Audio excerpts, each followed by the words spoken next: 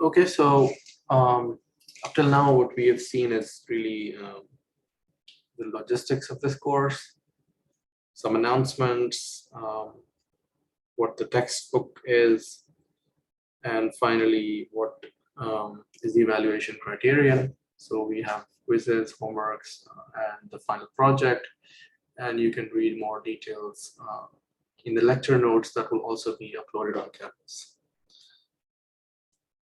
So let's start with this with the course contents.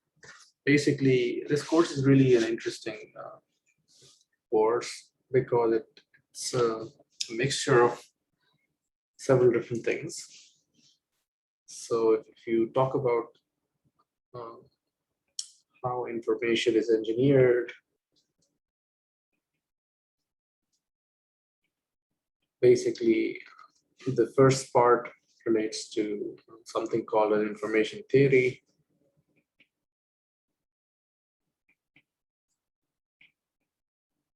Which is a theory that defines how much that defines how to measure information, how to what are the limits of representing those information, and how much can we achieve in terms of performance. So there's this mathematical theory that backs up all the algorithms and techniques that people use for coding and for information transmission and storage, etc. But then this second part really is about more broader aspects. So basically some networks of information.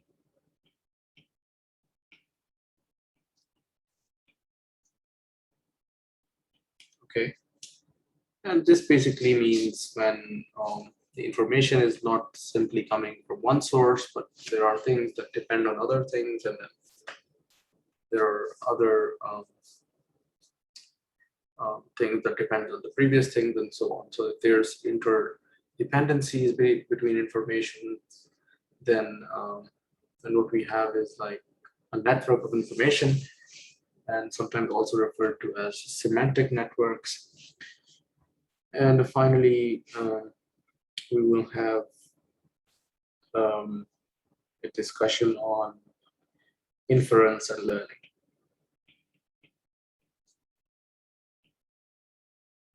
Right, so it means how do we go from data back to information.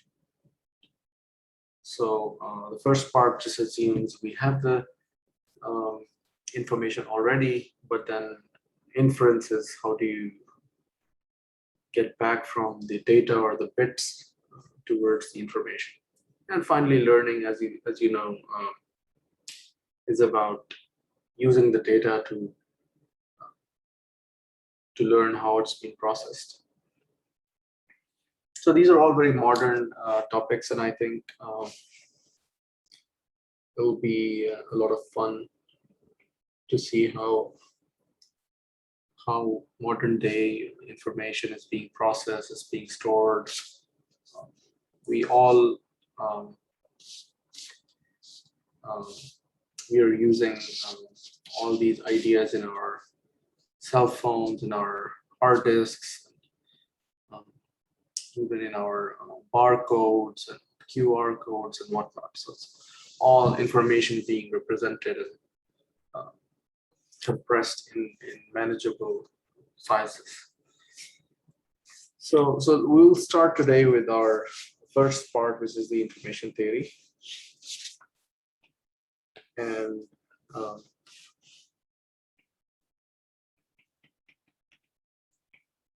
this is really a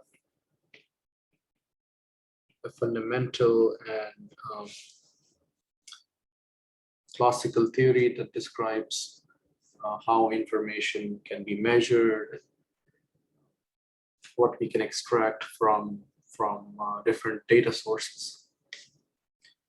Okay, so a brief history of how this theory really came into being.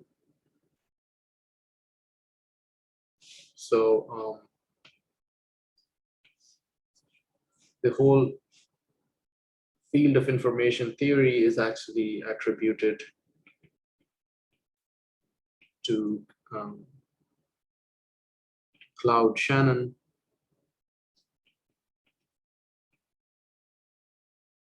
Okay, so I'm not sure, but I hope everybody has heard about him. He's really the father of information theory. And if you want to know more about him, there is there's also a documentary called A Bit Player, or the Bit Player. So in 2018, on his story. So if you want to learn more about his work and his life, I think this is a good documentary. Interestingly, he is also born in Michigan, so in Petoskey, in 1960, and died basically 2001.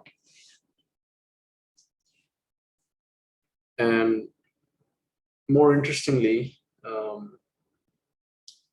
he was a graduate of U of M, like all of you.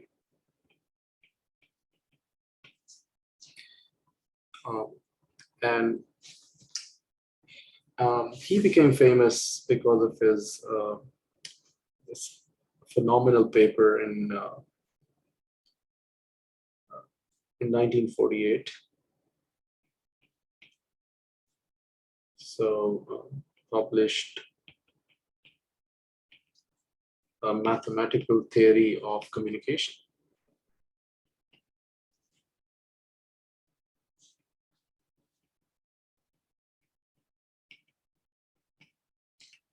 So really, this was a groundbreaking work that caught the attention of a lot of contemporary scientists and researchers, and they figured out that this really means something, at least in the theory of information. And one of the famous excerpts from his book, or sorry, from this text, I will write it for you.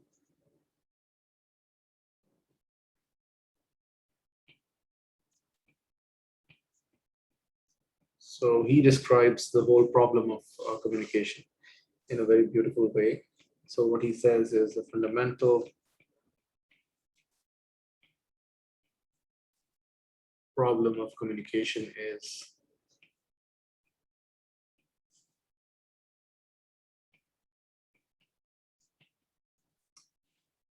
that of reproducing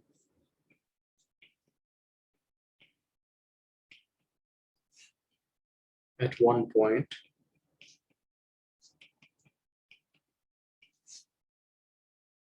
either exactly or approximately a message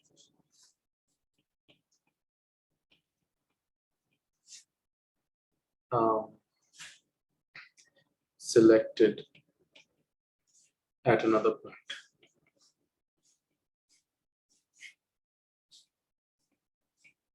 Okay, so this is quote and quote.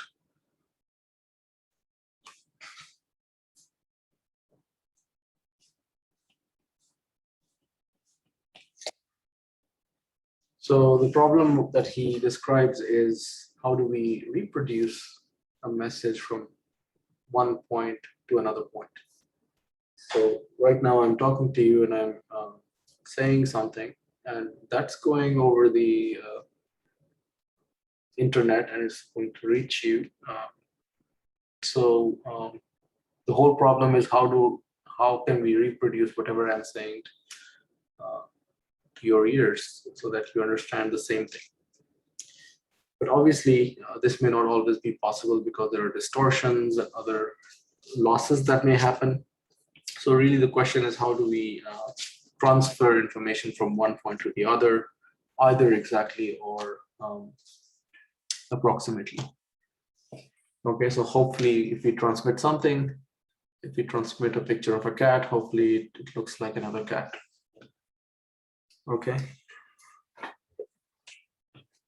So if I want to describe this in another way, really what I can say is essentially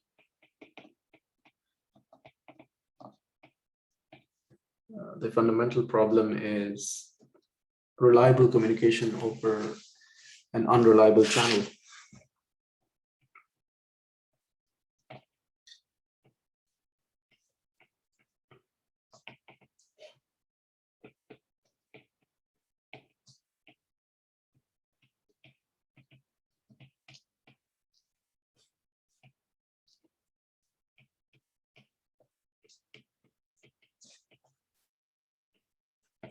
Okay, so when we talk about channel, basically,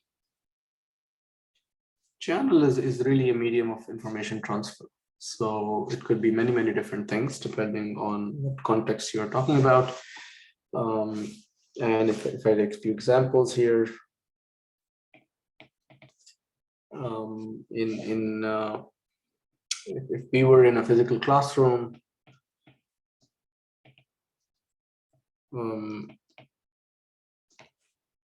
a teacher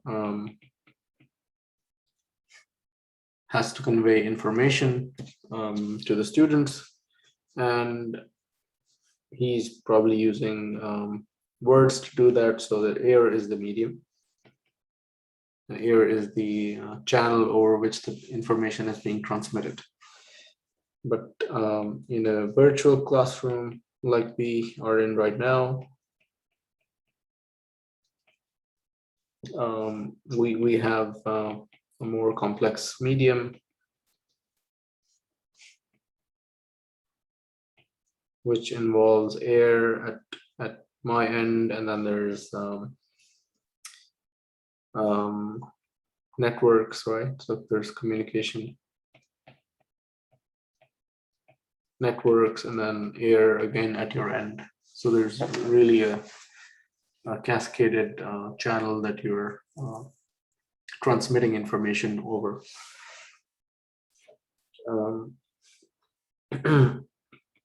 We talk about fixed telecommunication networks. Generally,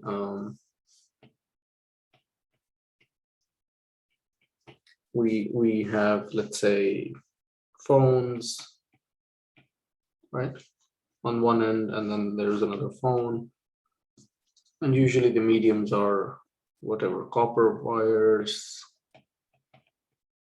coaxial cables, and so on. So different mediums for different applications. And again, if you generalize this idea, what you're actually doing is you're transmitting information from a source to a destination over a channel. So thinking about cellular networks, the endpoints are again probably cell phones, or probably let's just consider one link. So that will be perhaps from a base station and a cell phone. And this information goes over a wireless channel, and generally it's a microwave link.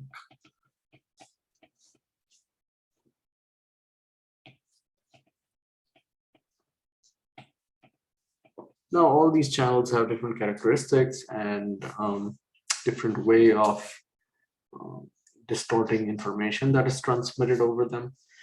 So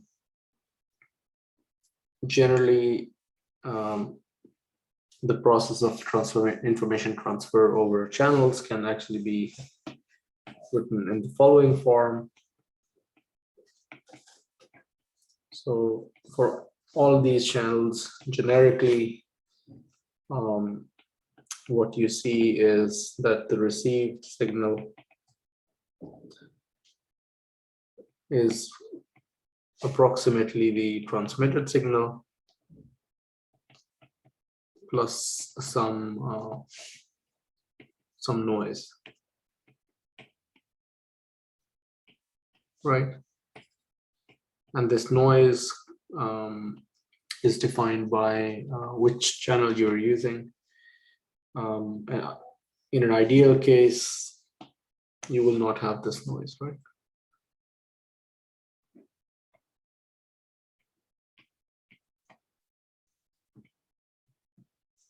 So you can have noiseless channel, but that's practically not available. So in all cases, you will have an equation that looks like this. So there's some noise that gets added or combined with your input information and corrupts it. And when you receive it, the receiver, it's really a modified version of what was originally being sent. So having said this, I will set the foundations of a typical communication system for you. So just let me write it more formally here. If we look at a typical communication system,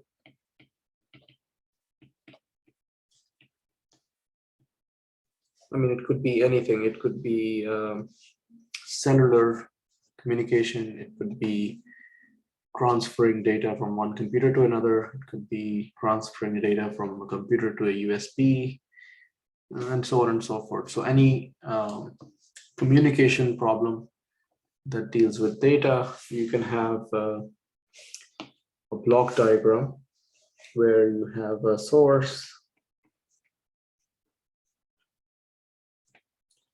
that's emitting the data, and that source data is actually encoded. So there's an encoder that kind of either makes it longer or shorter. So depending on what type of encoding you use, basically your source information gets encoded into it. So for example, if I want to send a symbol A, it has to use some sort of encoding to be transmitted, because our networks are digital and we can only transmit bits. We cannot transmit alphabets. So for this system, let's refer to the source bits as S. Okay, and whatever comes out of the encoder, let's call it T, because that has to be transmitted. So a source symbol S gets encoded into T, and then T is then transmitted.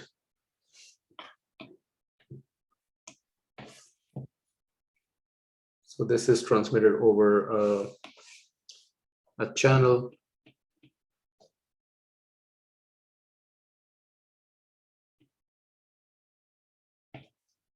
Once it goes through the channel, basically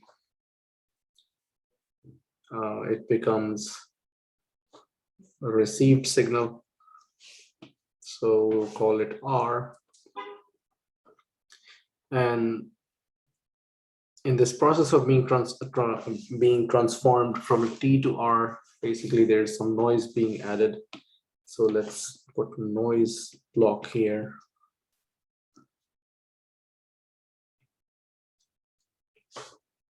and this gets added. So let's refer to this as N.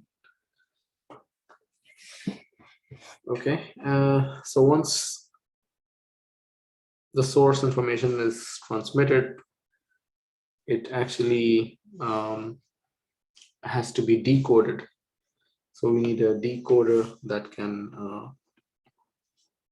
interpret whatever has been received over the channel.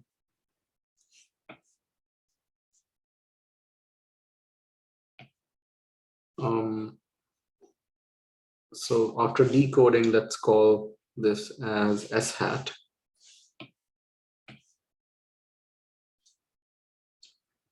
Okay, and finally, the decoded message goes to the destination. So the whole idea is, how do we get from source to destination reliably, but without loss of information? Is it possible or not? How with what rate we can transmit, with what probability we are able to go from source to destination reliably, and so on. So all these important questions are the subject of information theory. So looking at this diagram, your received signal R is actually T plus N.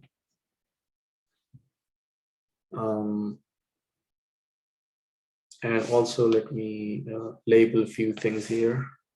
So if you look at the left part of the channel, basically this is part of the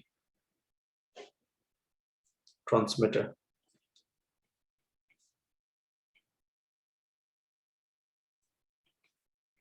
Right, so these two blocks are part of transmitter. And then these are part of the receiver.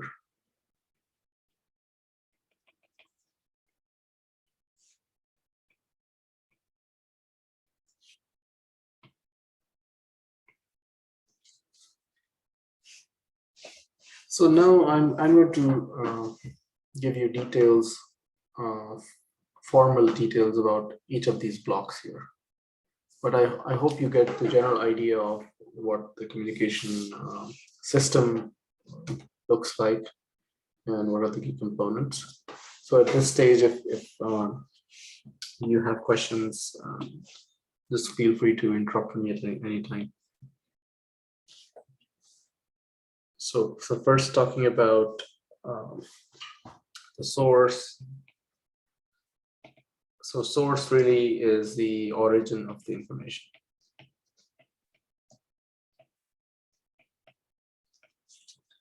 Okay, so for example, it can be voice, it can be text, it can be images, and so on. Right? And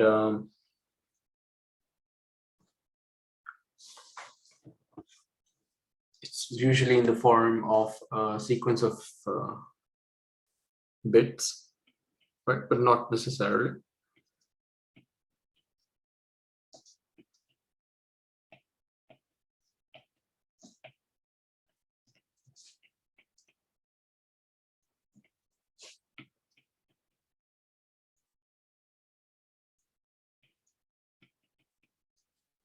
So for example, it's 0, 1, 0, 0, and so on.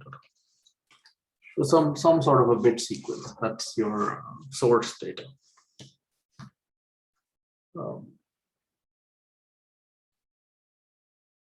Then maybe let's talk about the channel first, because encoder and decoder will need some more deliberations. So when I say channel in this system, it means what's the physical medium on which information is transmitted.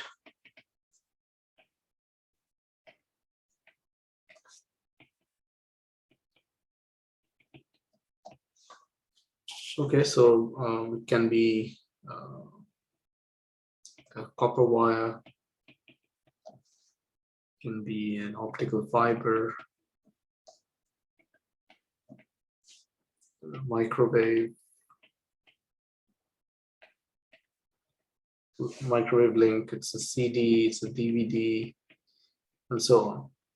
So these are all different type of channels. Transmit information over. So for instance, if you copy data on a CD or a USB, that becomes your channel of transmitting information. Now destination is actually the location where information is being used.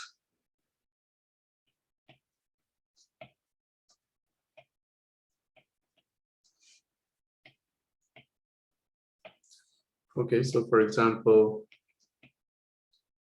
you took the source data and you want to display it on a screen or the human ear, okay, or it's stored on a computer drive or so on. So things like those are destination sources of data, destinations of data. So now let's look at the more complicated parts. So one's the encoder and then the other is the decoder. So the whole purpose of the encoder is to prepare the data to be transmitted over a channel. Okay.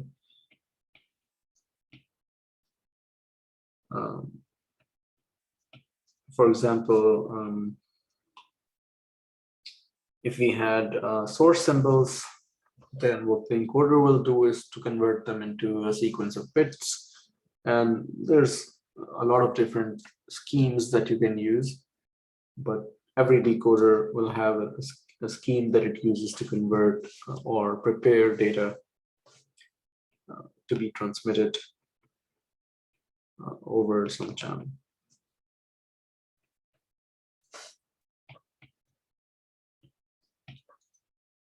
Okay, so it's also called coding. So whenever we talk about coding, that's really preparing data to be transmitted over a certain channel. And what coding does is to match the source to the channel.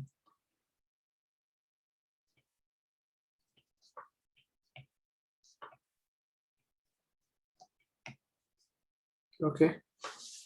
So in other words, if a channel accepts certain type of information, then the job of the encoder is to convert the source data into that format. As an example, if the channel is binary, it can only accept 0 and 1, then the encoder will convert everything to zeros and ones. If the channel is quaternary or some other input format, then the encoder will be different. So just as an example here,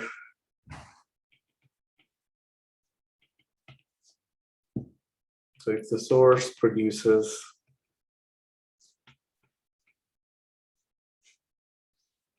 a message using 4-letter alphabets, or 4-letter alphabet, and the message needs to be transmitted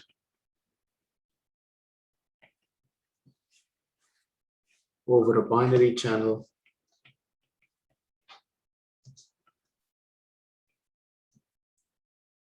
then, for example, if this is the source which transmits A, B, C, and D, then what the encoder is going to do,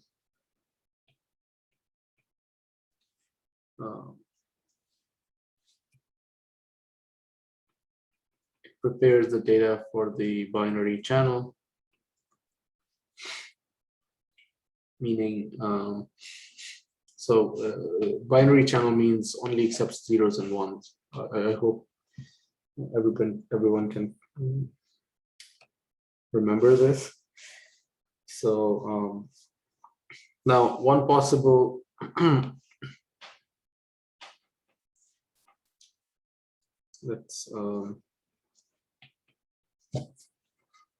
so one possible coding scheme is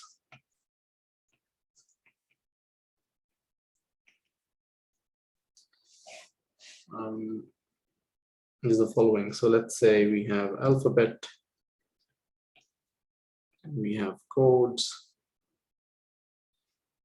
So for all the different alphabets, you can have a binary sequence. So let's say 0, 1, 0, 1, 1, 0, and 1, 1, 1. This is one possible code, right? So my message here to you is that this is the job of the encoder.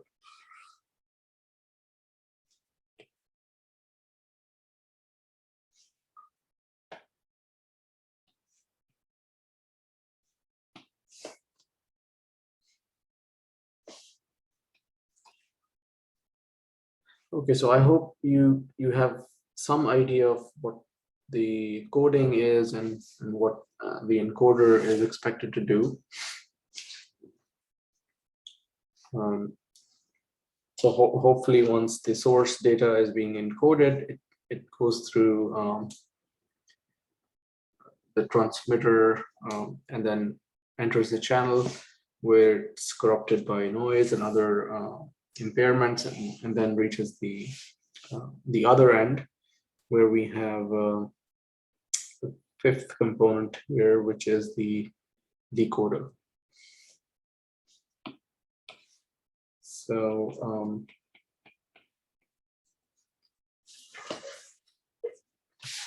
now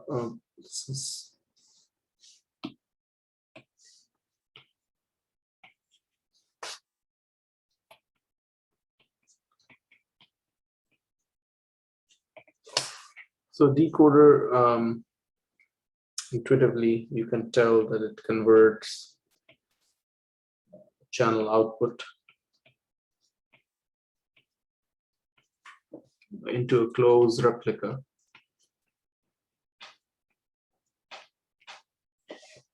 of the source data or source output, right? So in other words, you have an S hat which needs to be close to the original encoded message, that is S. So if you look back on this diagram, basically you have to produce this S hat, which is as close as possible to the original source message S. So that's the job of the decoder, and we'll go into more details in the upcoming lectures. But today, really, I want to give you a broad overview of what this type of system is and what are the different components. So before moving on, I think there's one small subtlety which I should clearly highlight here. So the encoders and decoders are are really complex. So they are generally being split up into two more components. So for example, let me write a note here saying,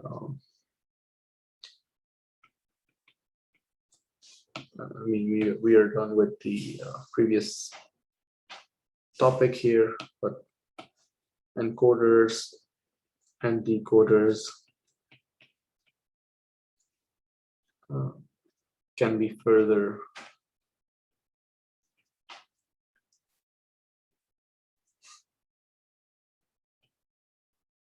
decomposed into subcomponents. Does anyone has to say something?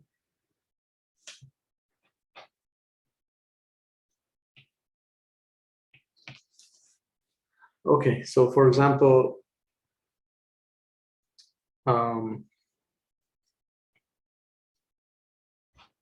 the encoder, which is between the source and the channel,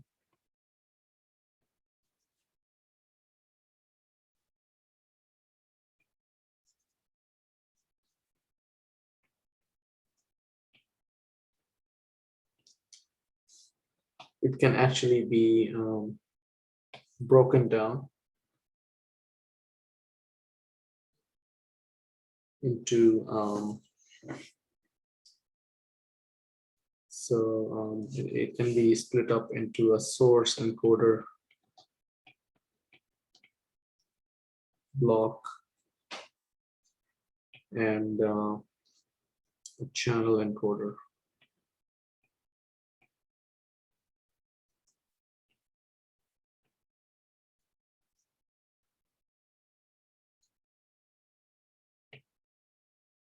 Okay, so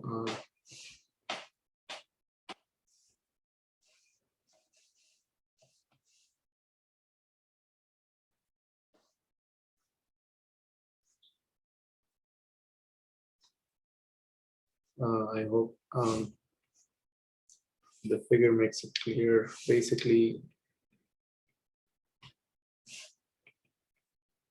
so we are just splitting up the encoder into two different parts, which are cascaded. So the one which is closer to the source is called the source encoder, and the one closer to the channel is called the channel encoder. And I think same idea for the decoding part. So let's just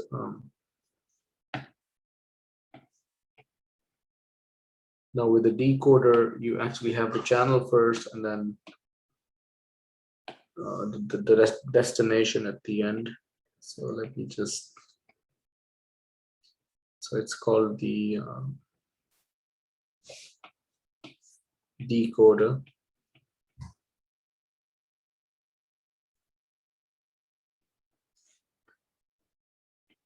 So after the channel, the information is decoded and goes to the destination.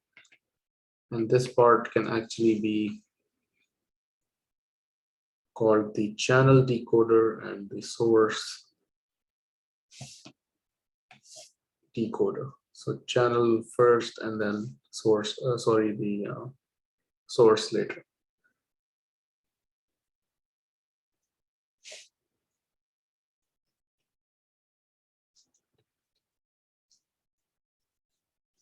Okay.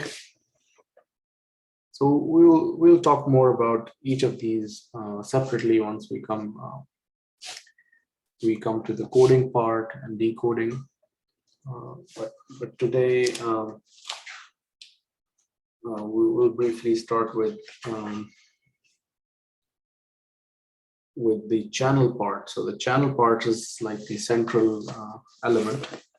It's common to all type of systems. So we'll describe one particular channel more in detail that we'll be using throughout this course. So let's talk about a special type of channel that's called the binary symmetric channel.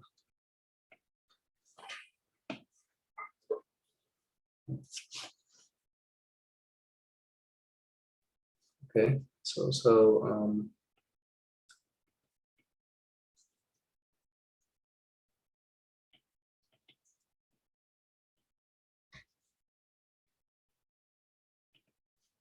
a binary symmetric channel is actually a very simplified channel. So it's a simplified representation of a communication channel.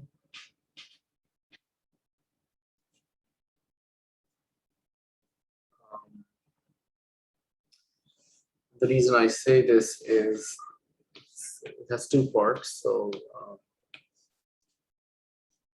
it's a binary and it's symmetric. So what does that mean? It's really saying that the channel only accepts zeros and ones, right? So that's a binary channel. And it's symmetric, which means it confuses zeros and ones in the same way. So it's, instead of saying this, we can say it treats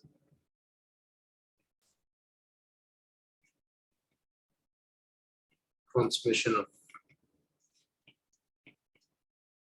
zeros and ones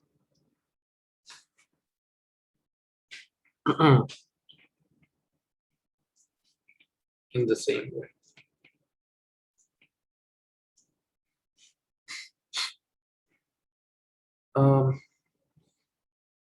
So a caveat here is that this type of channel may not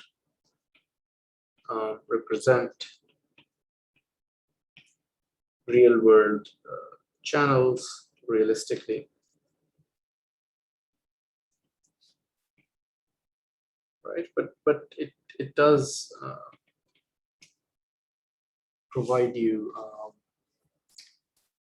a good model for analysis of communication. So it's really a very simplified and basic type of a channel. And the whole idea is, how do we do analysis of communication systems? So it's useful for analysis and performance evaluation.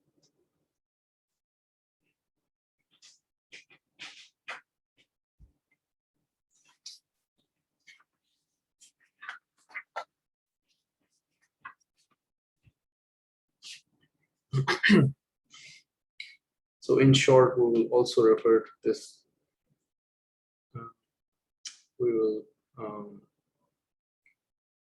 we'll call it a BSC. So whenever we say BSC, it means binary symmetric channel. Okay. So how do we define it?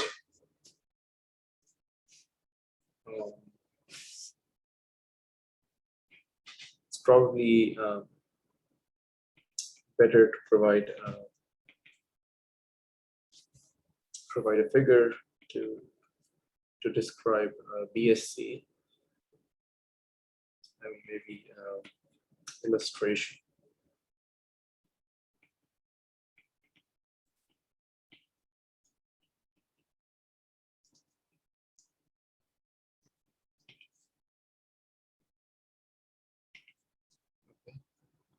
So there are many different type of channels, but BSC is one of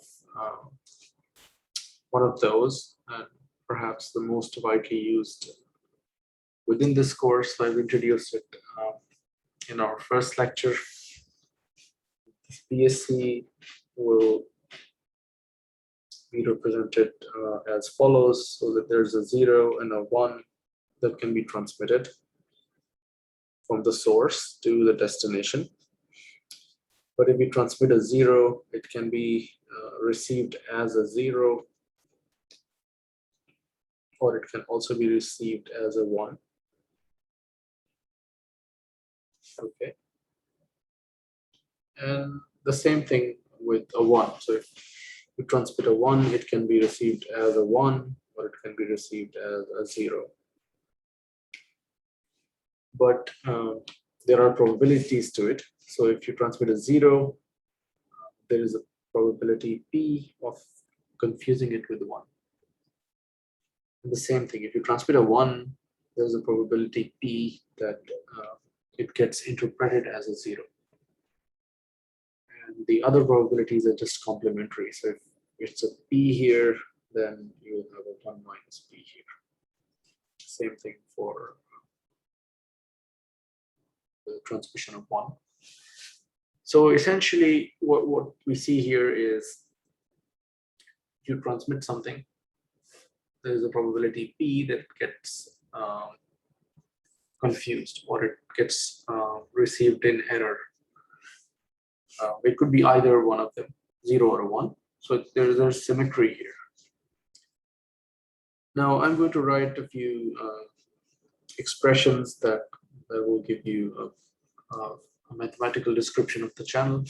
What I put here is just a diagram, but you should probably pay more attention to the expressions here, which say that the probability. So if there is a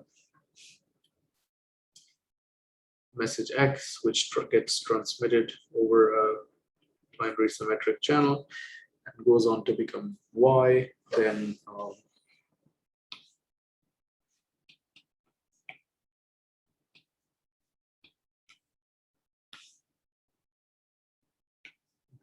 basically the probability that Y equals to 0 given X equals to 1. Right, so X is 1 and Y is 0. That's just P.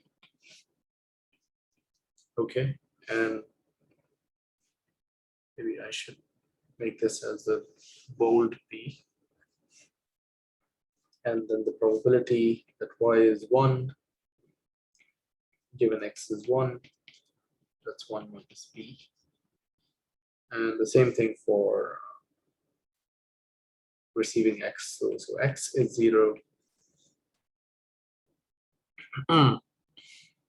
Or let's just use Y everywhere.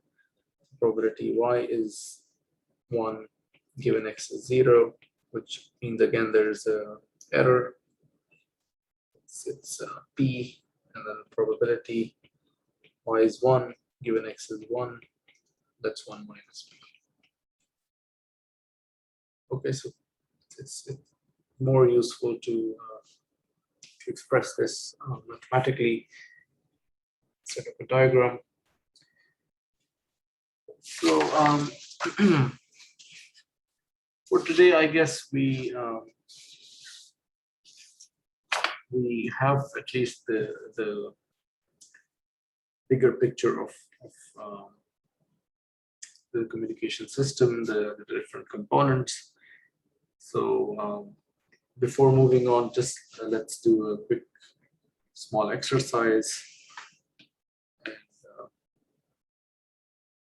hopefully I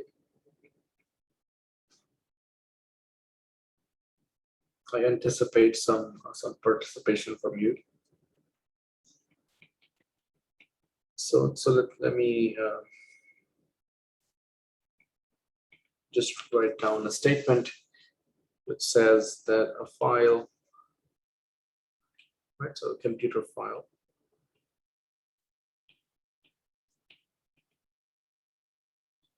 containing 10,000 bits is transmitted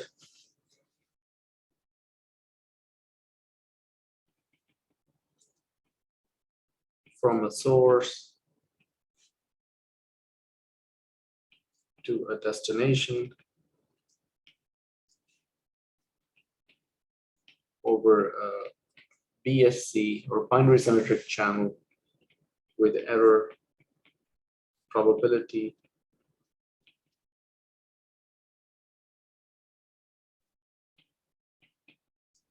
P is 0.1, right? So there's a 10% error probability. So the question is roughly how many bits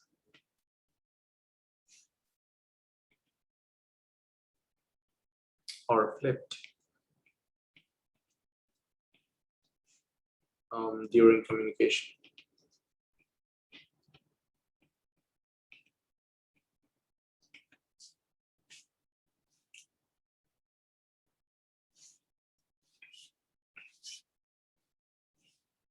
Okay, so imagine there's a long sequence, right? So for example, just writing out of my head here,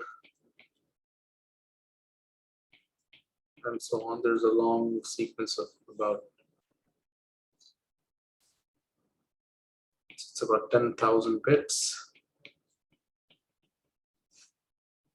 and goes through a BSC and gets corrupted. So perhaps you get 1, 1, 0, 1, 1, 1, and so on, right? So of course, a lot of these bits will be in error.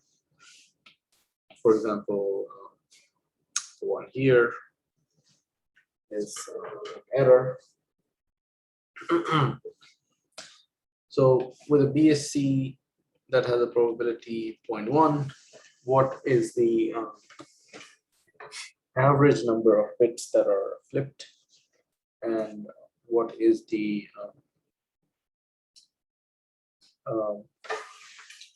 what's the standard error of what's the standard error?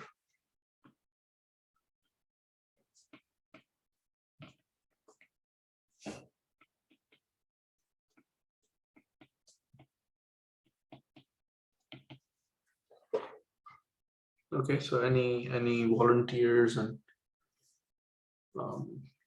to help me work out this problem?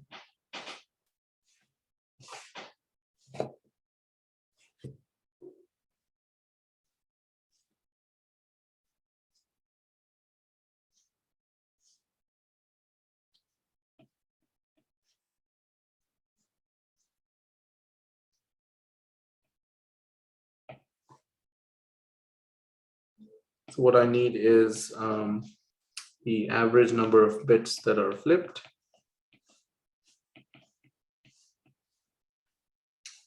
and what's the standard error. So really standard error or standard deviation is the square root of the variance.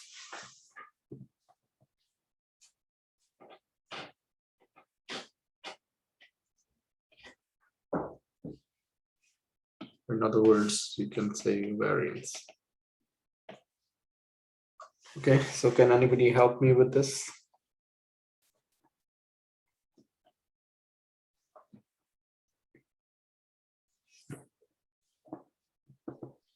Well, the average would be 100 bits flipped.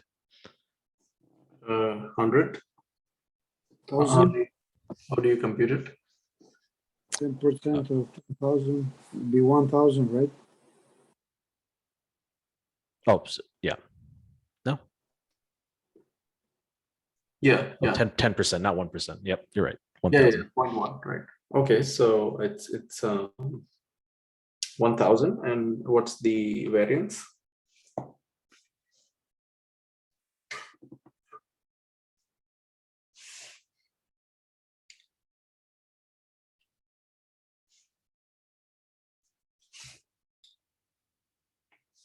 Okay, so let me help you figure this out. I mean, whenever you have a problem like this, I think it's best to figure out what type of random variable is this. Right, so there's a random aspect. So what type of random variable can characterize that randomness? Once you figure out the random variable, then you can find its mean and variance very easily, right? For example, if it's a uniform distribution, you know what the mean and variance is. If it's a Poisson distribution, you can easily find out what's the mean and variance is. So in this case, it's 10,000 different bits, and each bit is a random quantity. So let's say it's a Bernoulli random variable, each bit. So so each bit is a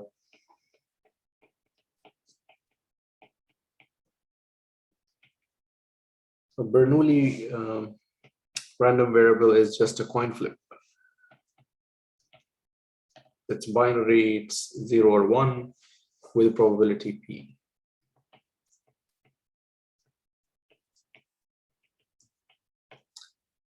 And when you do a large number of Bernoulli trials, that's called a binomial random variable.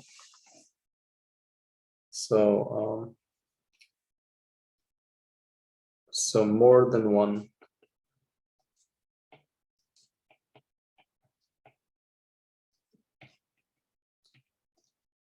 Bernoulli trial can be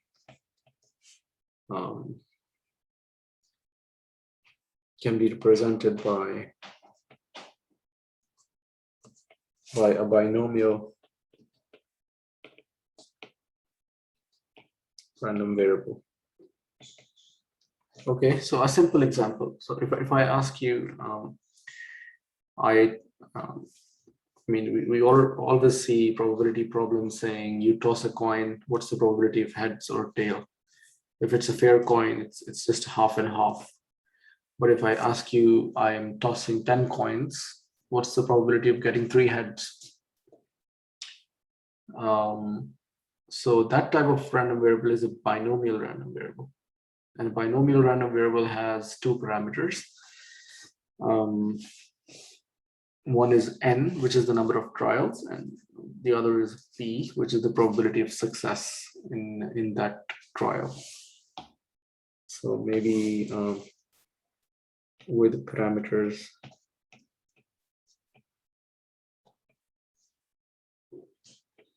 n and p.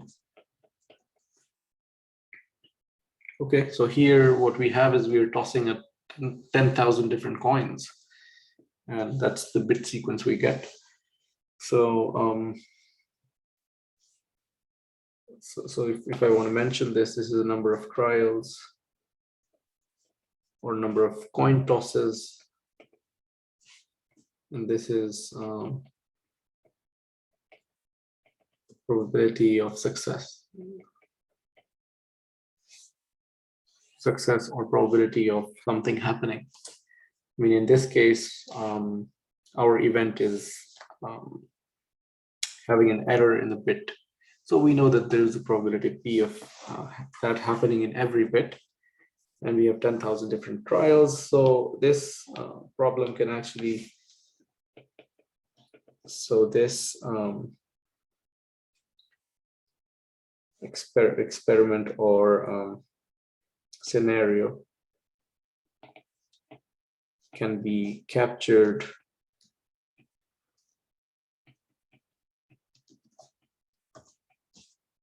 by a binomial 10,000, 0.1.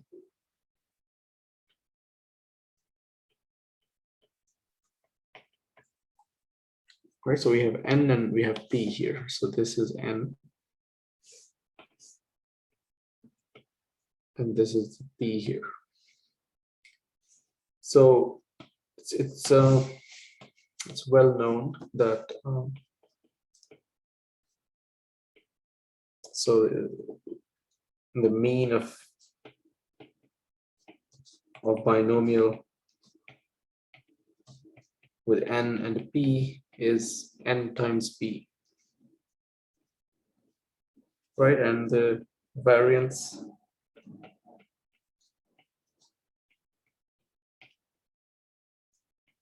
of a binomial n and p random variable is actually npq. where Q is actually 1 minus P. So I'm just going to write here as N times P times 1 minus P. So that's the variance of a binomial random variable. So as somebody figured it out, it's mean of this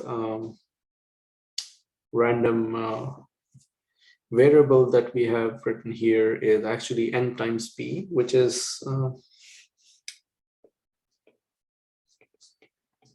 10,000 times 0.1, and it turns out to be 1,000 bits.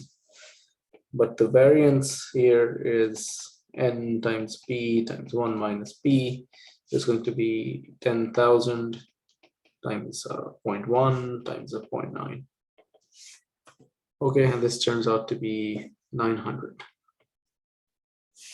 Okay, so the standard deviation is actually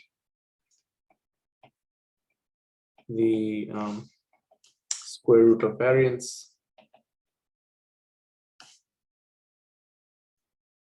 So that will be 30. So roughly we have like 10,000. So we have 1,000 average number of bits flipped, but there's probably an error of plus minus 30. Right, so every time you do 10,000 bits, on average you will have 10,000 bits being corrupted, but there's a standard deviation of 30 bits. So I hope you get an idea of how we can compute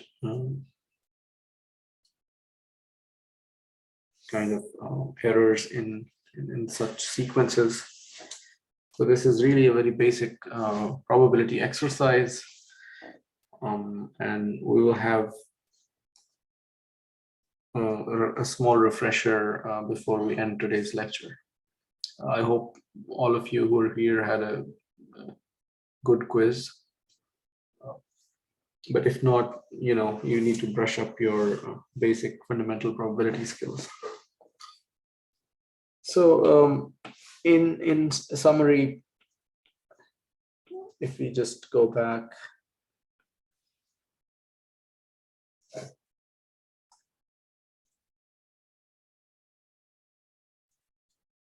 so information theory actually has few attributes that I'll mention here, but we'll see each of them in the next lecture. So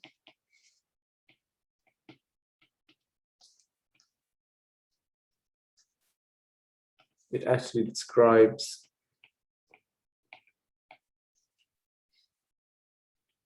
or provides a way to measure information, and that way is called the Shannon's entropy or Shannon entropy. So entropy is a quantity that measures information in a random data set or in a random sequence. Because all these information sources or data sources have randomness, you don't know what data will come or what data has to be processed. So there's some randomness there. And if you want to relate randomness with how much informative the data is, there's something called Shannon entropy that will be used to quantify it. And we'll see it in perhaps the next lecture. Then also information theories provide some bounds on achievable rates of communication.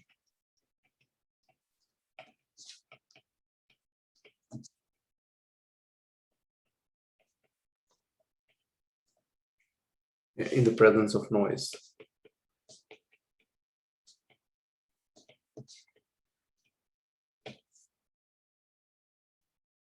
Okay, so by rate we mean at what speed you can communicate information reliably.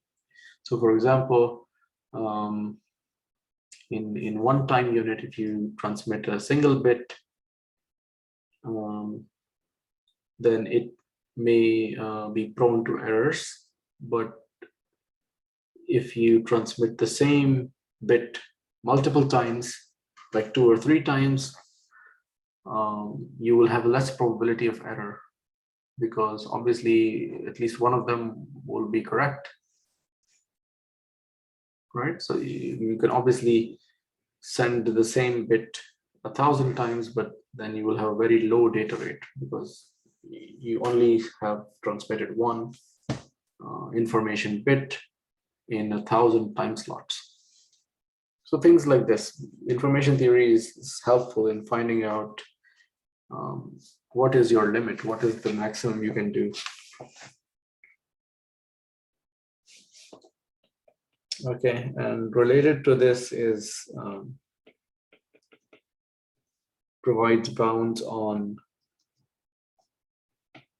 the minimum amount of information.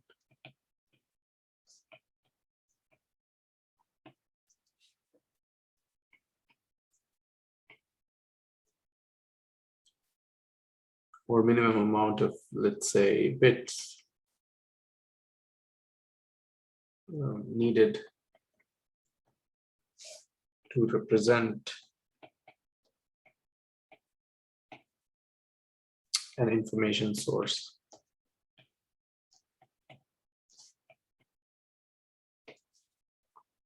Okay, so just a quick example is if you have a source that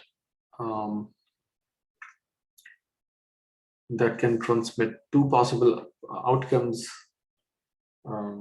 you only need 1 bit to represent that, because it can be 0 or it can be 1. So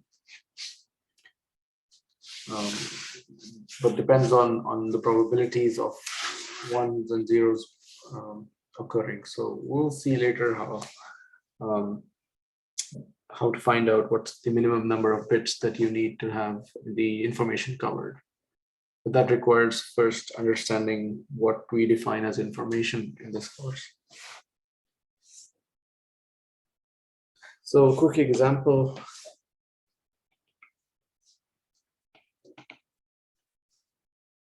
So let's say there is an information source .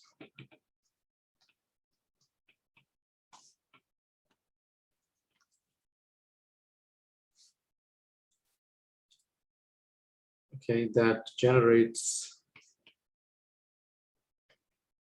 alphabets 0, 1, 2, and 15. Okay, so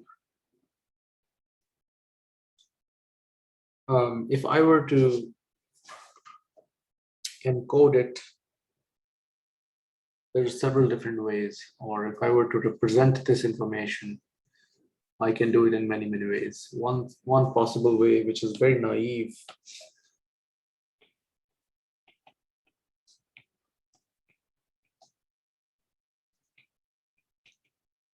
okay, that's will require 16 bits.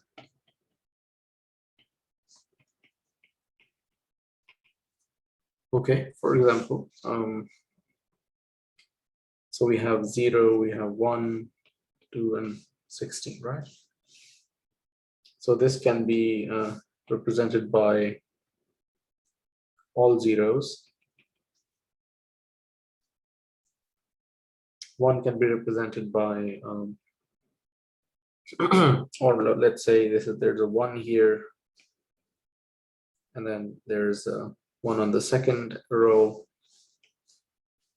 For 2, we have 0, 0, 1, and then all others are zeros. And so for 16, basically all are zeros except the last one. Right, so this is called one-hot coding.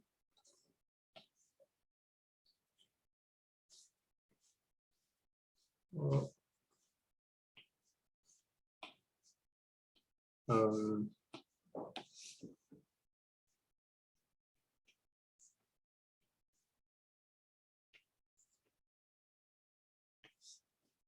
okay, so what we did is basically for every symbol or every alphabet, we just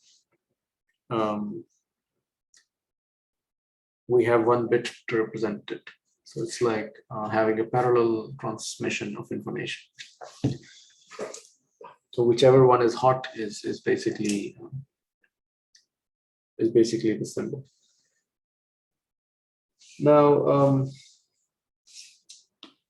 another possibility is using 4 bits, right? So binary representation. So for example,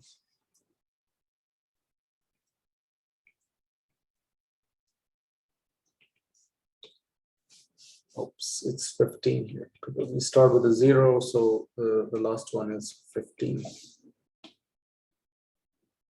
So 0 is 4 zeros, 1 is 0001, 2 is 0010, and then the last one is all ones. Okay, so I mean this requires 4 bits, and assuming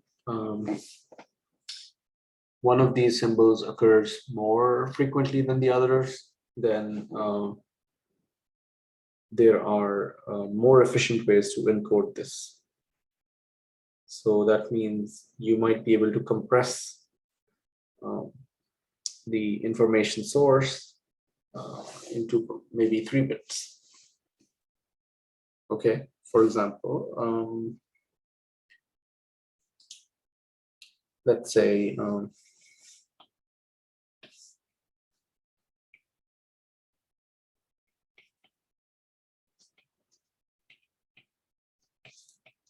so more efficient scheme using information theory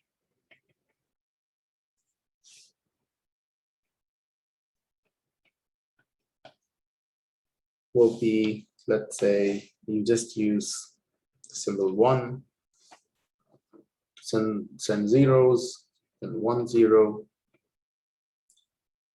1 1 0, and so on, and maybe 1 1 1 0. So you see, we may be able to use different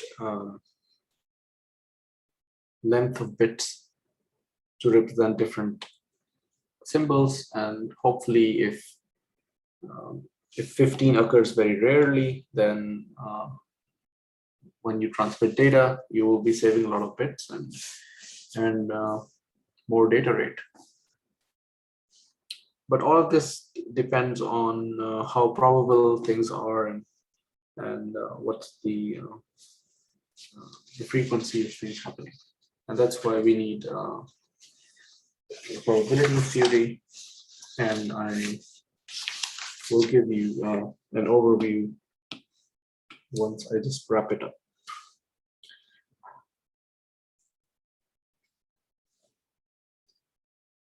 Okay, so hopefully in the next few weeks, we will delve into the details of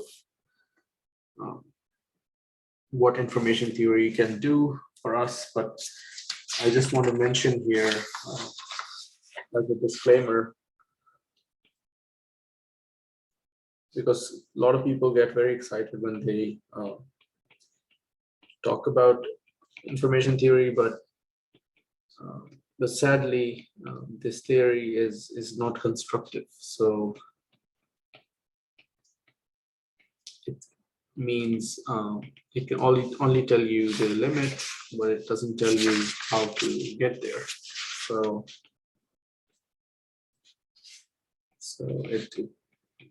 does not tell you how to practically achieve the bounds and limits. So for example, what the theory will say is that the capacity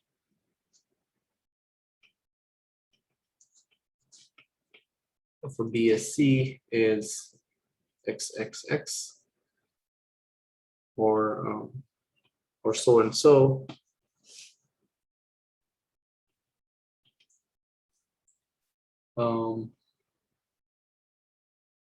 But it does not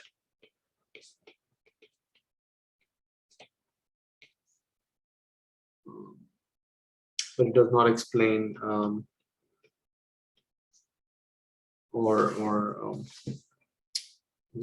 does not tell you how to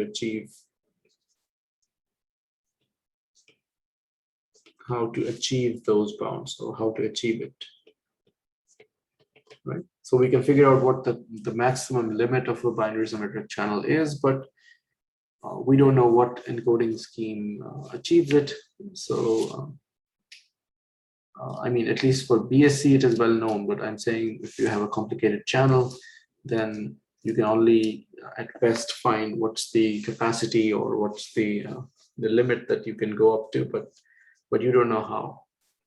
And that's where a lot of people are working on developing codes and different algorithms to improve the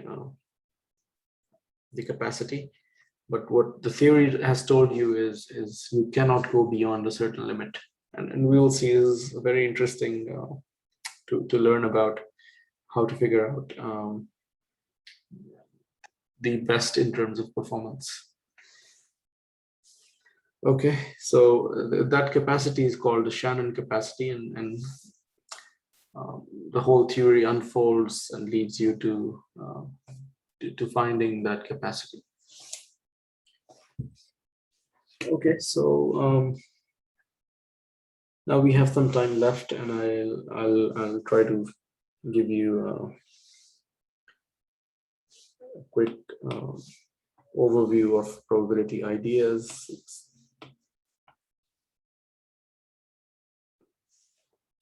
I'm sure all of you are familiar with these, but in case you don't remember, then I think this is useful. So on probability theory.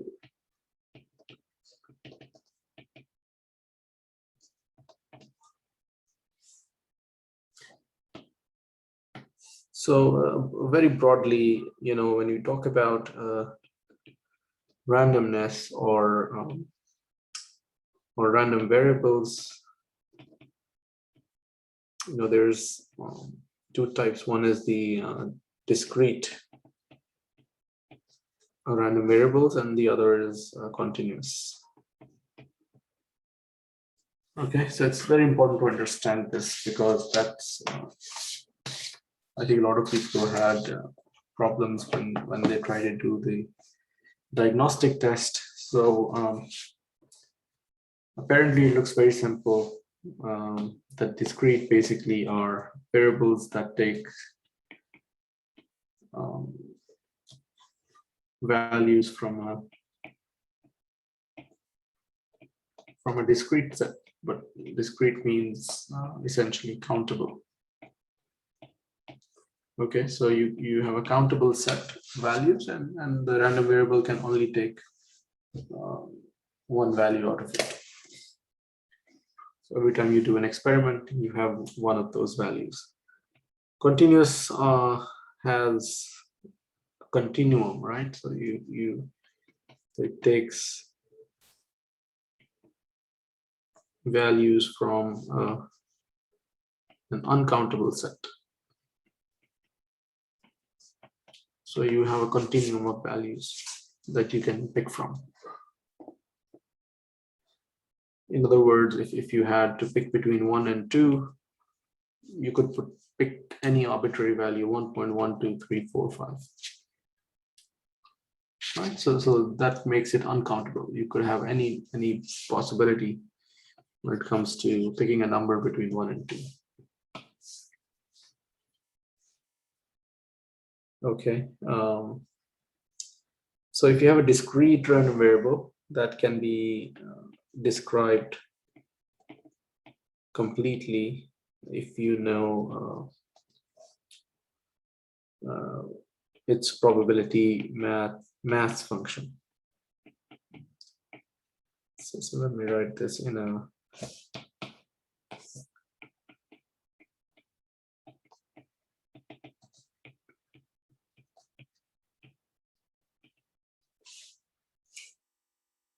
okay, and probability mass function is generally written as probability that x takes the value of small x. So the uppercase here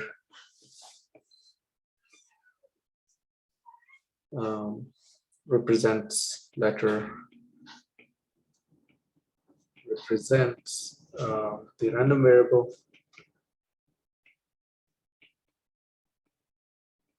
Okay, and the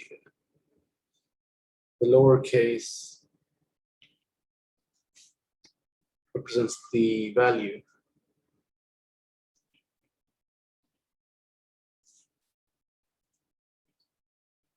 The value or the value taken by the random variable, right? For example, we can find what's the probability x equals to 1, what's the probability x equals to, or x greater than 1, and so on. Okay, so 1 is the value and x is the random variable. Now, looking at the continuous side, this can be described fully if with a probability density function.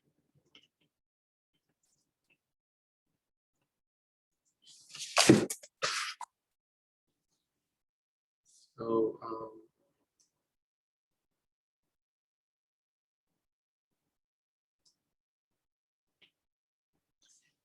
okay, so density function looks like fx of small x.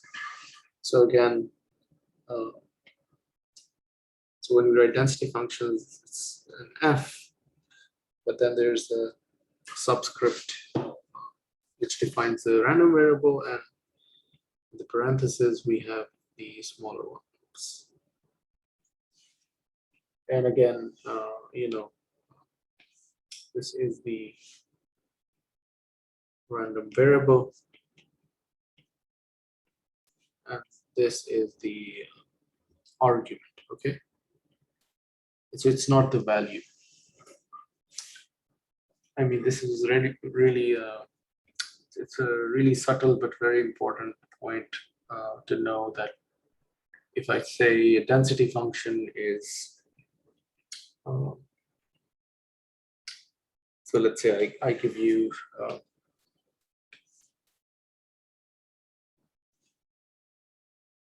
yeah, let's write down a small block here. I think a lot of you missed this when you were taking the quiz. So example, so if the PDF, okay, of x is fx of x is e to the negative x, and x is positive, the probability of x equals to 1, or x equals to any number, or x equals to a, is actually 0. Okay, so it's not equals to e to the minus a. Right, so maybe I should highlight this.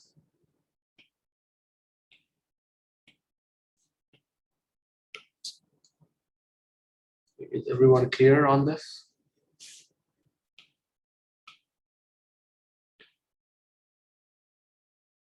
Or if anyone doesn't agree to this, let me know.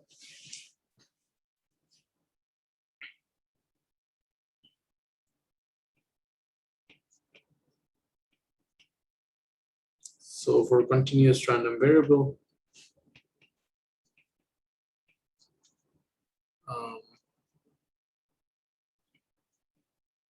x equals to a is actually 0 for all constants a. And the reason is it's a density function. It's not a mass function. So the mass is only the integration of the density. So you have to have a limit. You have to have a range over which you integrate the density function to find the probability.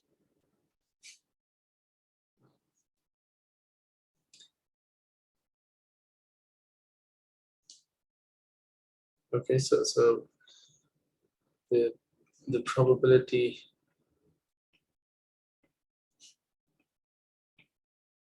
can only be found for an interval by integrating the density. Okay. So in other words, if you had a variable x and you have its density function, which is something like this, make it more, you can actually only find the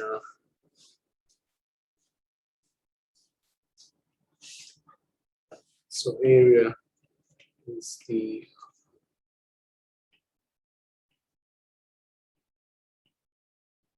probability that x lies in this interval. Okay, so if I ask you what's the probability that x is exactly equal to this, it's 0 because the integration of this vertical line is 0. So now just a few axioms of probability, and these are well known, but just for the sake of completeness, so that you don't have to go anywhere else to see this information. I'm just putting it in the notes. So probability of A is always greater than 0. Okay, so you can never have a non-negative probability, right? So it's always non-negative. And second axiom says that the sum of if you have a discrete and a variable, probability x equals to x is a 1, right?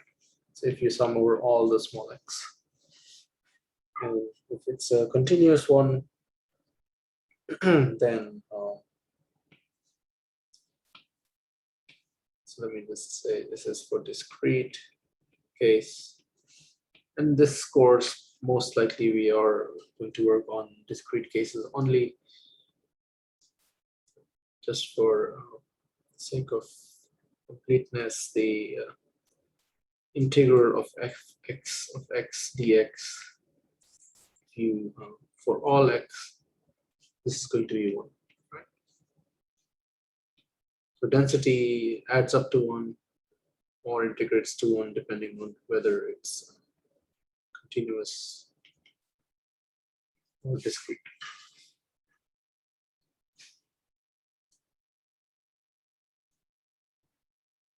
Okay, I hope this is clear, but maybe I will draw a table here. So if X is a discrete random variable, which takes values 0, 1, 2, and 3, probabilities are 0.1, 0.3, 0.2, and 0.4. So all these basically these add up to 1. Now the third axiom says that if events are disjoint,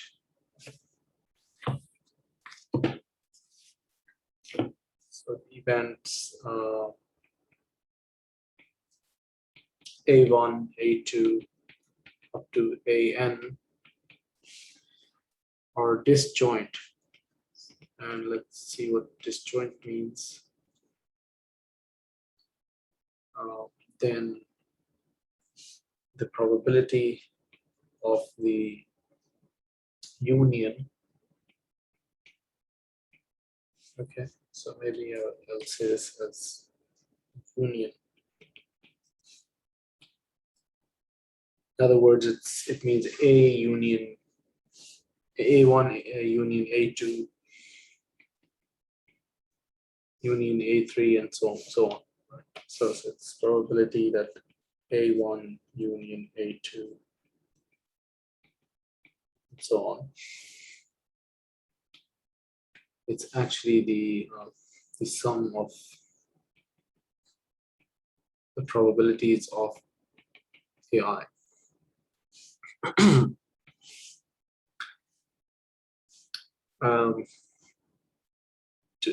To help you understand this better, let's draw a small figure here. Excuse me. So let's say events A1, A2, A3, A4 have no overlap, then really the union is the sum of all these circles here, which represents the probabilities. But in the case where things are not disjoint, so if events from A1 and A2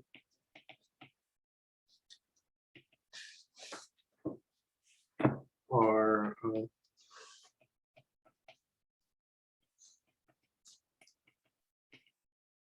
not disjoint, then or let's say a more number of random variables are not disjoint, then you have to look at the problem more carefully.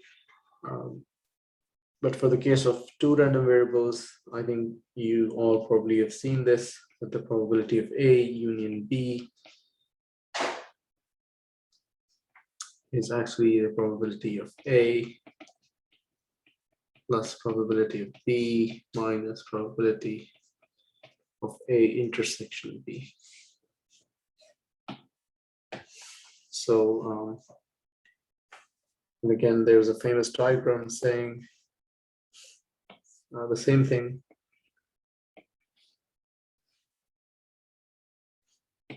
It's also called the Venn diagram, but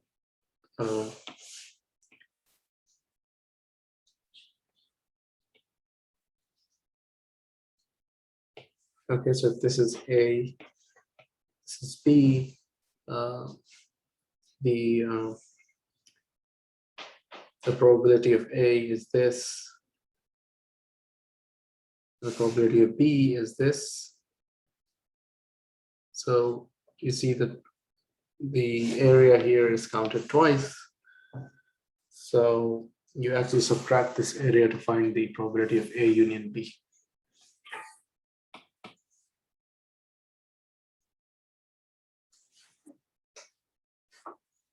Okay, so I think this is a very well-known result, and you might already be aware of it. Now, the fifth idea is very important, and I think people should have already known this, but for some reason, I see a lot of mistakes in the diagnostic test regarding expectation of random variables. So if I ask you what's the expected value, it's actually a mean of the random variable.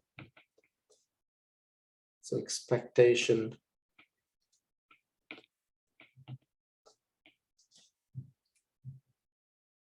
of random variable, and if it's the discrete case,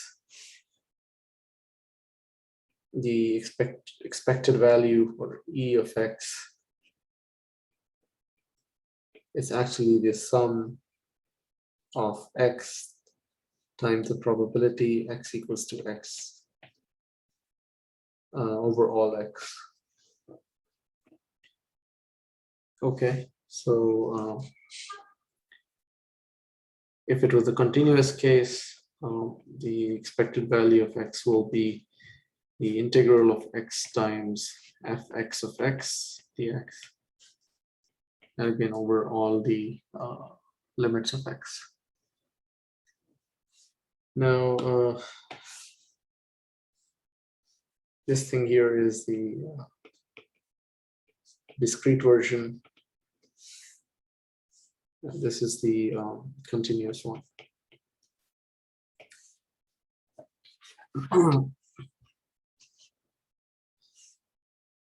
I'll write down a quick example here to illustrate the idea. So if for example, you have the variable x and the probabilities are, let's say 0, 1, 2, 3, probabilities are 0.1, 0.3, 0.2, 0.4. In this case, the expected value of x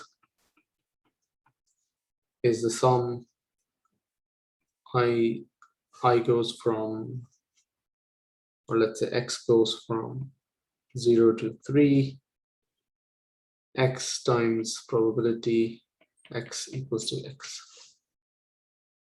So in other words, E of x is going to be 0 times 0.1 plus 1 times 0.3 plus 2 times 0.2 plus 3 times 0.4.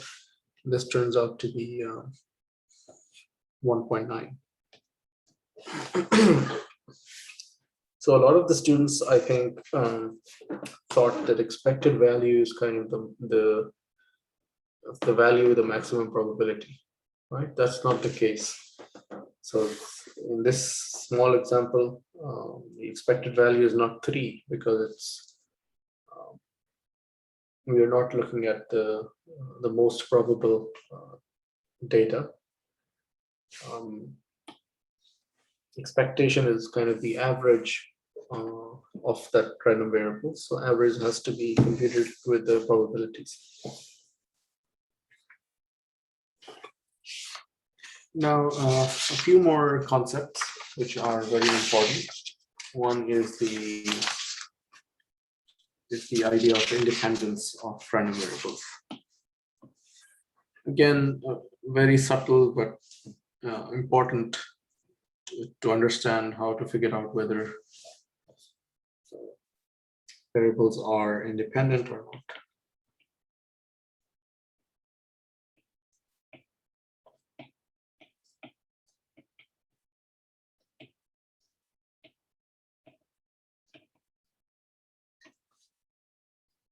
Okay, so by definition,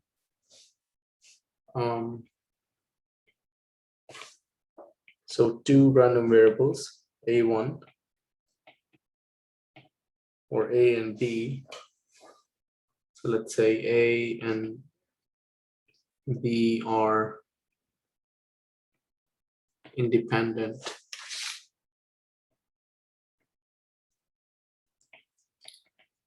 if so if and only if probability A intersection B is equals to the probability of A times the probability of B. Okay, so that's the only condition.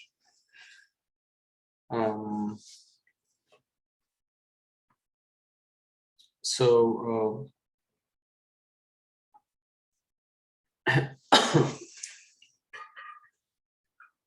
so if you're tasked with a discrete problem, what we can say is we can have a modified definition of this problem saying, you know, two random variables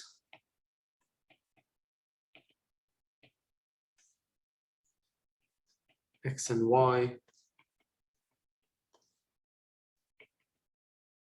are independent if probability of X equals to X and Y equals to Y is the probability of X equals to small x times the probability of Y equals to small y. And this has to be true for all XY pairs. Okay, so you can check all these small x and small y possibilities, and if the joint probability density is the product of the individual probabilities, then X and Y are independent. And this leads us to the next idea, which is about the marginal distribution. Okay, so when we have joint distribution, we can also have marginalization. So in other words, the probability of X equals to X is actually a marginal, which can be obtained by summing it over all the other variables. So if, let's say, you have a density function of a joint density function between X and Y, then if you sum this density function for all Y, you will have something called the marginal distribution of X.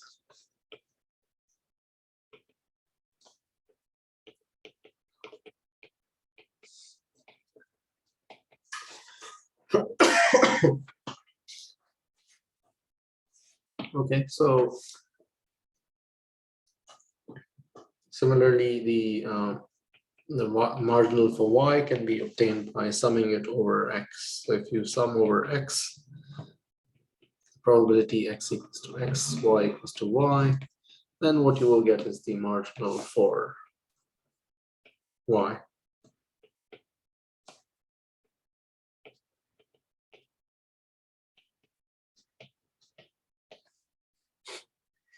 Okay, so let's take an example to see how this works.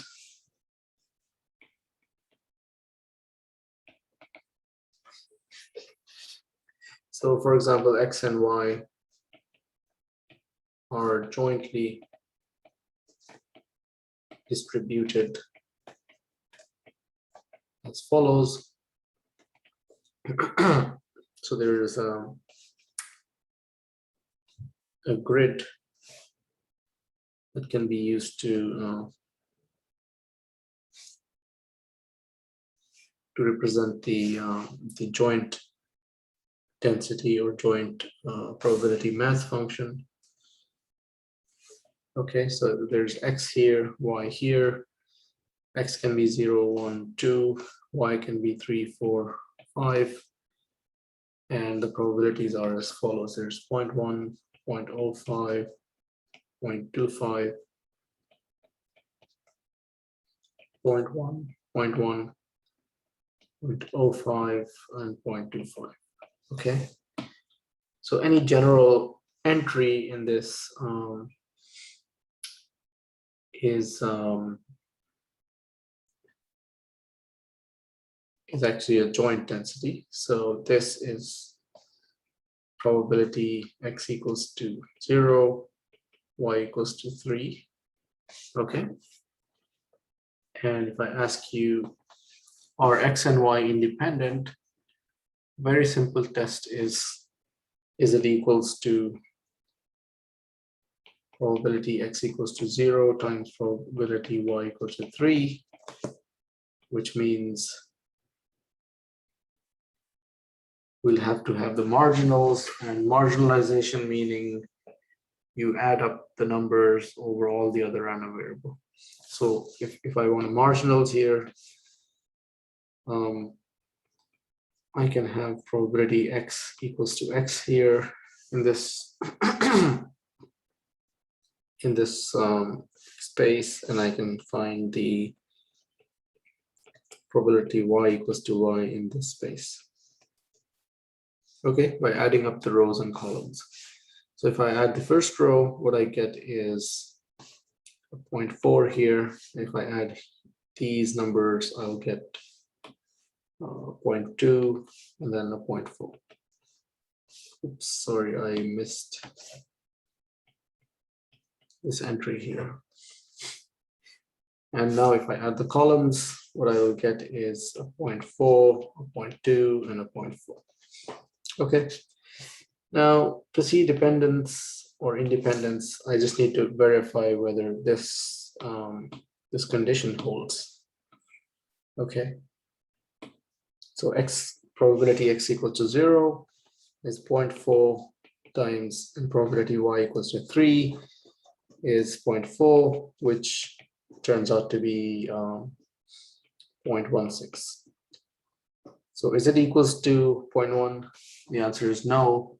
So this tells us that x and y are not independent. Okay, so having just one contradiction here, you can conclude that these random variables are not independent. Okay, so we've seen here the process of marginalizing the random variables, and we've also seen how to see independence from the probability mass functions. Now, if things were continuous, that's a different story, because then the density functions have to be products of each other. But for this course, we are focusing mainly on discrete random variables, so you can, for now, you can survive with knowing these sort of relationships. Another kind of complementary idea is the concept of uncorrelation.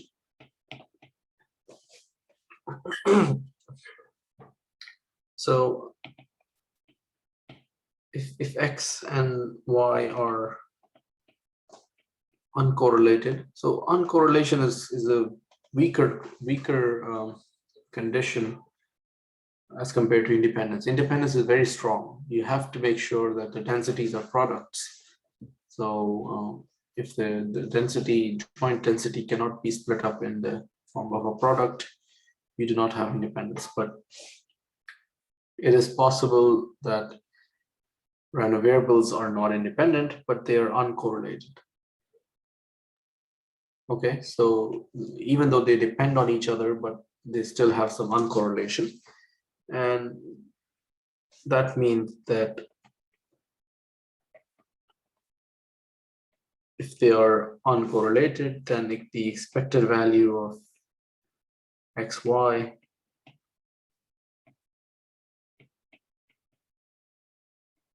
is the expected value of x times the expected value of y. So what we see here is that moments are products. So the cross moment between, or joint moment of x and y, is actually the product of their first moment.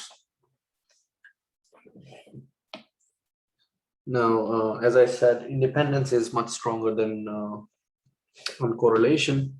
So if I say random variables are independent, it automatically tells you that they are uncorrelated.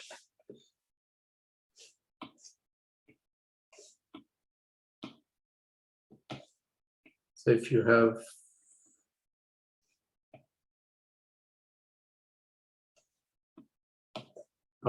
independence property, then it implies uncorrelatedness.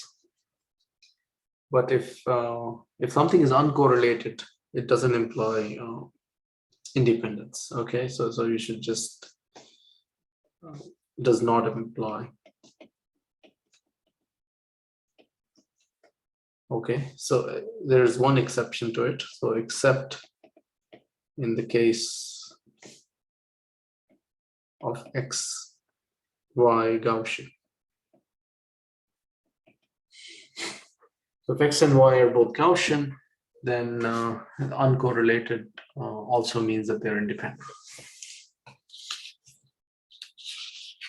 Okay. I think there's one last axiom that we have to see today before we can end our class today. So that's called the conditional probability.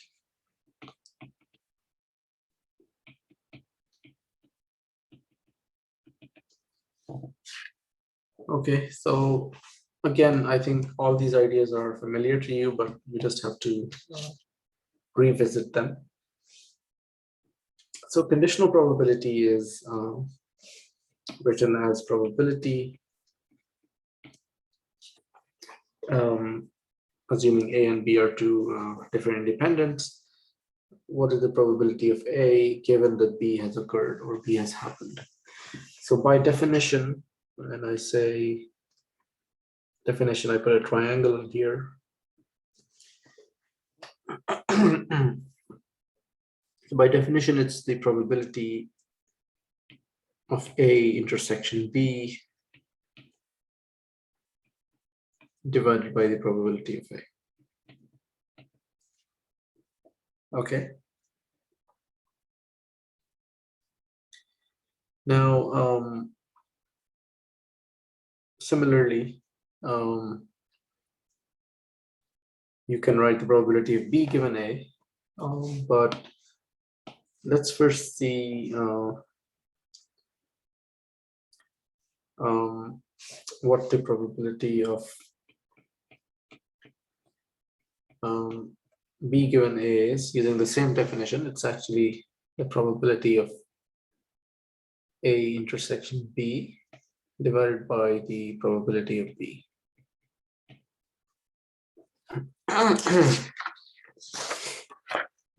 Okay, so this is by definition, there's nothing special here. But looking at these two, what we can end up with is a very interesting expression. So equating these two expressions, right? We can so basically this will tell you probability of A intersection B is probability of A given B times probability of A.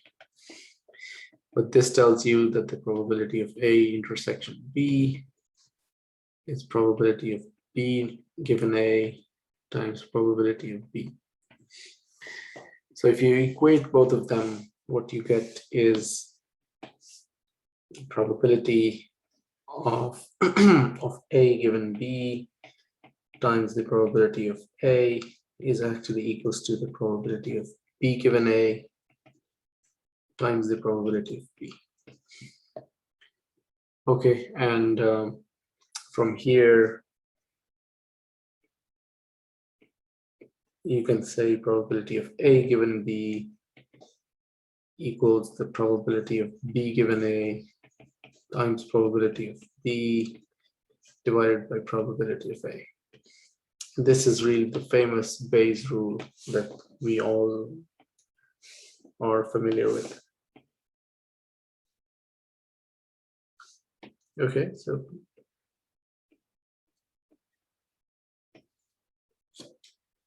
a Bayes rule is very important. I think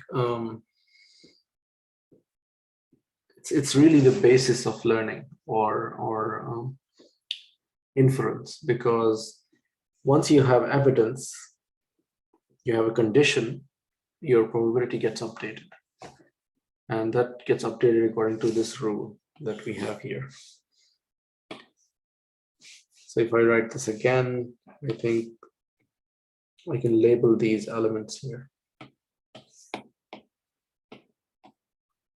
Maybe you haven't looked at Bayes' rule that closely before, but if you see the expression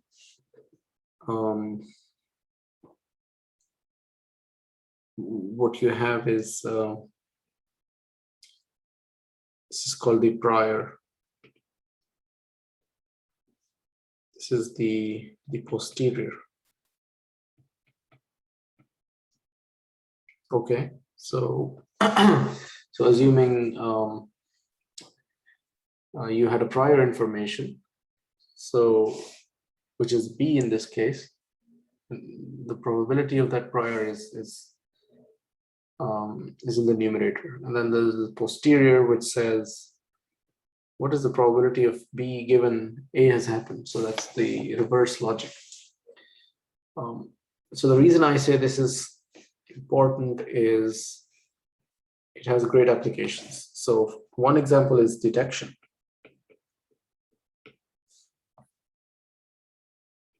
So for example, you are in a communication setting and you transmit something, and at the other end you have to receive the data. You will use probabilities to compute how likely how likely that received data resembles what you sent, and that's what's the basis of all this detection scheme. So for example, you sent a sequence X and received a sequence Y.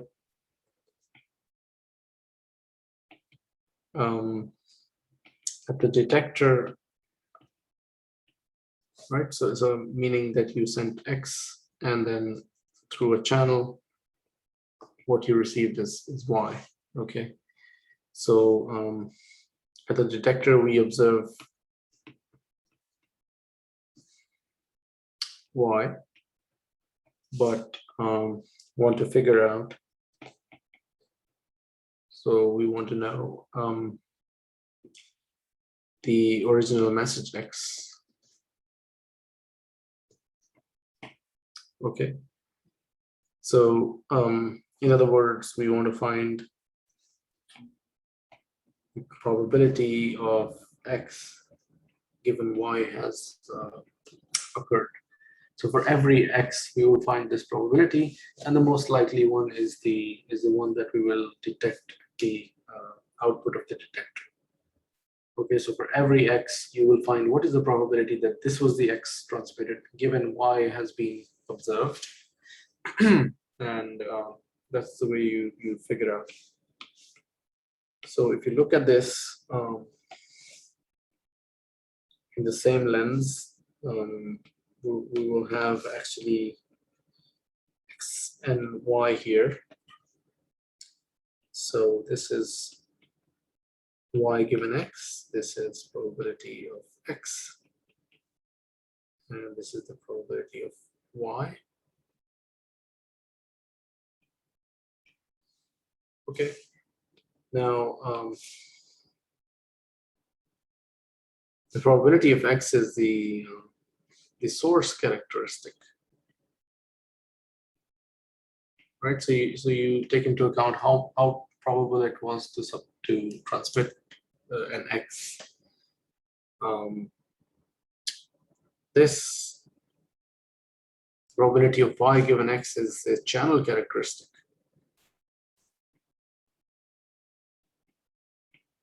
So it's characteristic of the channel, meaning for a certain channel, you have the probability of Y given X. So if you send X, what is the probability that you will receive Y? So for all the pairs of X's and Y's, you will have this probability. That defines your channel. Remember, we said for a binary symmetric channel, there is probability of Y is 0 given X is 0. It's 1 minus P, right? And the same thing. Y is 1, X is 0. That's the error. So these equations actually define what the channel is. So in our expression here, we have the channel characteristic. And finally here, this, and I think everyone should pay attention to this. The probability of Y is what's the probability of the receiver receiving something. And generally it's hard to figure out. So what we do is we marginalize it. So we'll say this is the probability of Y given X times probability of X, which becomes the joint distribution. And then we sum it over all the X. Right, so essentially this is the probability of X comma Y. So we know this, and that's how we use it to find the probability of Y. So I mean, I hope you have done many exercises when you were in high school on Bayes' rule and Bayes' theorem, but it's just a quick refresher. So I think I'll end today's lecture here and give you an opportunity to ask questions. But before I stop, I think the last thing is about the quiz. So you will have your quiz 1 will be out today, okay, and available until Monday, and you can take it any time. And please make sure you do not collaborate with each other. You can obviously refer to your notes. You can refer to anywhere except consulting each other. And if I feel that you're collaborating with each other, then I might have to take an oral quiz. So please don't go to that level. I think this is a graduate course, and you should be acting responsibly. So quizzes, homework, everything should be your own work. So next week, this will be graded, and then you will get a homework for the following week. And then that alternates. So the content of the quiz will be from today's lecture. So whatever we've talked about today, feel free to look up the recordings, and lecture notes will be posted. So you're free to consult these and take the quiz. You have up to 60 minutes, but I doubt it needs a long time. So most people are able to do it within 15-20 minutes. So these will become part of our regular assessments every week, and the project will be the last bit, which makes your eventual grade in the course. So that's it from my side, and I open to questions from you. Do we have any homework assigned for this week? No, so whenever you have a quiz, you will not have a homework. Oh, okay. Okay. And I think I missed this, but the quiz is 15 to 20 minutes, right? So when you start it, you only have 15 to 20 minutes to finish, 20 minutes to finish? No, you have a 60 minutes, so you have 1 hour. Oh, 1 hour, okay. Yeah, but once you started it, I think you cannot stop it, so you just have to do it. Maybe you've already taken quizzes in Canvas before, but if not, it's just it's an I took online. the diagnostic test, so Yeah, I think it's similar. Yeah, same idea. okay. And it's based on the content we learned today, right? The quiz is based on the Yes. So after the lecture, I'm going to post the notes and recording. Yeah. And you will have a chance to take a look. Okay. Is there going to be any like practical problems, or is this mostly theory, just like definitions and stuff, or is there going to be practical problems as well? So there's going to be a lot of math problems. Okay. I don't know what do you call practical, but I don't think there's a lot of coding involved here. Okay. To go to coding, but I'll try to put some MATLAB exercises to help you understand what's going on. Okay, but that won't be on the MATLAB, won't be on the quiz. Yeah. Quiz is only concepts, ideas. Oh, ideas. Okay, like definitions and stuff. That's what I wanted to ask. I mean, it's not going to ask you to write a definition. It will give you multiple choice, and then you pick one of them. Okay, understood. When I mean by practical for the quiz, I meant like, are there going to be math problems on the quiz where it, like gives you options and then they like Yeah. So whatever problem is there, the final answers will be there. So you pick one of them. Okay, understood. Thank you. Sure. Okay. I have one question in the chat saying, okay, standard format. So when I have problems like this in Canvas, I actually try to put multiple answers that will be accepted, like 3/8 is also acceptable, 0.375 is also acceptable. But sometimes Canvas is not able to figure it out, so I manually go and check these numbers. But if for some reason, if I overlook this, feel free to send me a message saying, your answer is correct, but it's just because of the format. Canvas didn't figure it out. Okay, does that make sense? All right, so any other questions, comments before we disperse?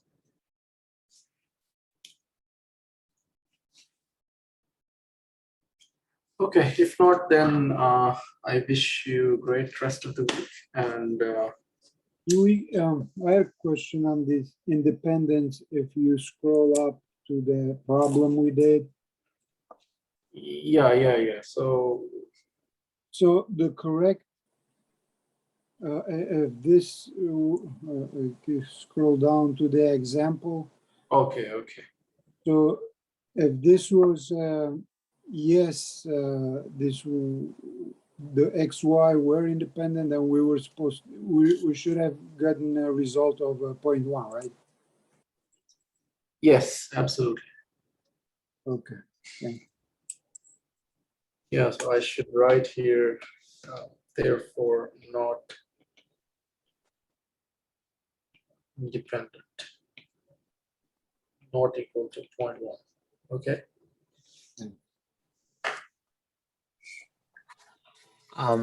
The math problems on the quiz, is it going to be similar to the examples we did in class today? Yeah, more or less. Okay.